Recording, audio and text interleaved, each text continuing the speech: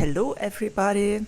I say hello to my English speaking people and to my German speaking people also.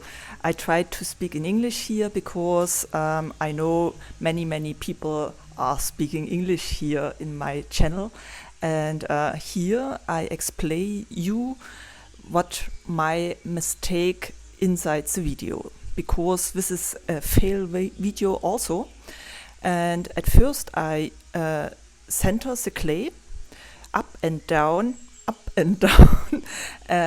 It is necessary because you want a good pot.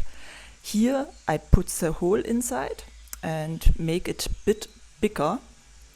I used this one and a metal tool to make a flat surface. When I use the Zangengriff, we called in